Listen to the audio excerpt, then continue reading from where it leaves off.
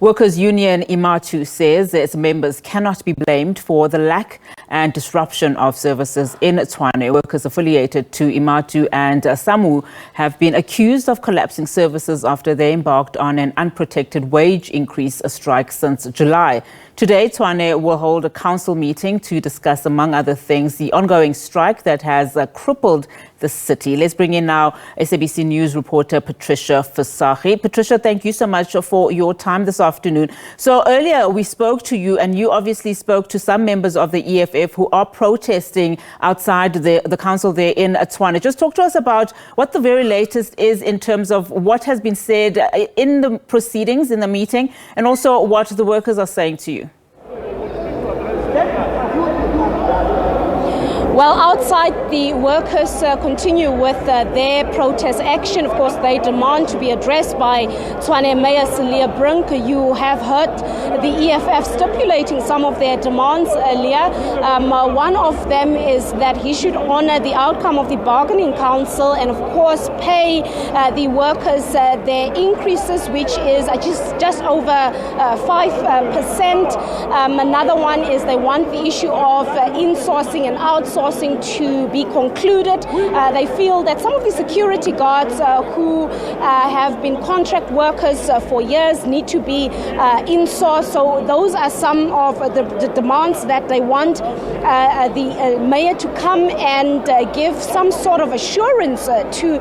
But of course, there's a lot of other issues that are playing out currently. You would know that Action SA has seemingly taken a position where they want to bring a motion in council today to compel Tshwane Mayor to obviously change his mind on the whole salary increases. They're saying that the stance of the mayor not to barge and saying that there is no money is actually threatening the stability of the city. So they want a political solution. Of course, we tried to speak to Action SA. Just now, the EFF blocked us, and they're saying that we're not going to grant them the platform to explain themselves. They feel that Action SA ultimately, beginning of the year, voted with the DA, voted with the multi-party coalition to have no salary increases. So they're saying that they're not going to allow them to speak to us. So we're joined by the ANC.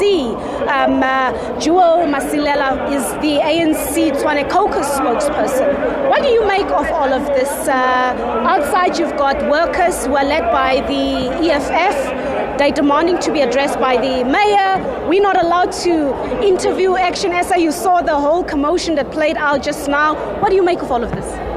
No, probably one thing that I must just, on behalf of the ANC caucus, is it is disingenuous of Action SA today to come here and sound or appear as if they are sympathetic towards the plight of workers, because they are in coalition.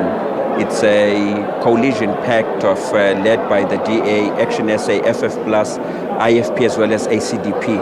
So all this time when we're making a whole lot of noise about the issues of the payment of the 3.6% that has not been paid to date, as well as the 5.4%, Action SA has always been supporting the decisions made by the political leadership led by the Democratic Alliance. So today they see that the campaign against their principles and themselves being part of this coalition is not holding water. They are now switching their allegiance and now appearing to be sympathetic towards the plight of the working class. And we reject those tactics that they are employing today. We also understand that there is a proposal that's been tabled today for a deputy mayor. Is that to obviously try and salvage the relationship in the multi-party coalition, as Action SA is obviously unhappy that originally they could not get the speaker position? So is that what is at play now? It's precisely that. This coalition arrangement does not have the intentions that are desired by the residents of the city of Tshwane. You would say that the city is in a total disarray. So the arrangement of the deputy mayor is one attempt to quell or probably to bring down the fires that are within the coalition setup with Action SA making those demands that they should be accommodated in the executive.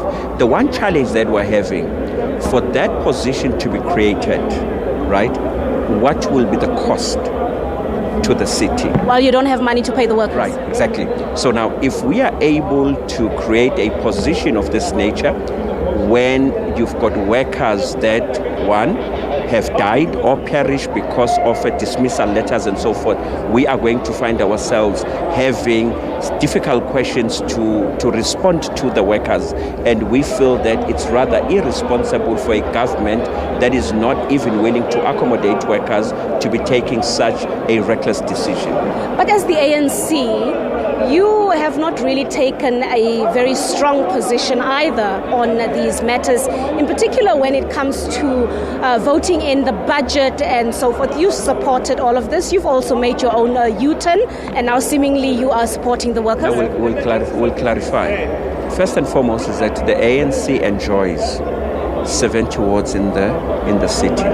So in total we have 107 wards in the city. So the ANC accounts for 70. Now obviously, if a budget is not passed, and that budget must be inclined and sympathetic towards the disenfranchised masses of our people, it was on that premise that the budget had to, understanding that it was unfunded, but then we thought and we believed, we've made our conditions clear, that central to the approval of this budget is that the budget must be directed towards poor communities.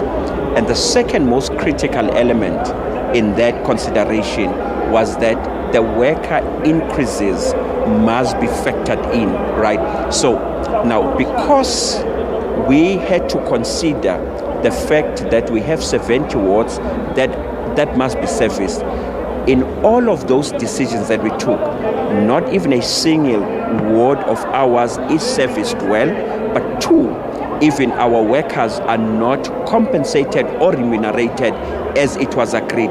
Therefore, the ANC immediately, when the DA-led administration took a decision that they were not going to pay, we then had to fight fiercely to this very day, and we're not going to back down up until workers are compensated in full what is due to them. But surely, Joel, you understand the financial position of the capital city. It's bankrupt. So where are they going to find that money? Let's go back again. I think your questions are very forensic and thoughtful. The city is bankrupt. It is not out of our own making.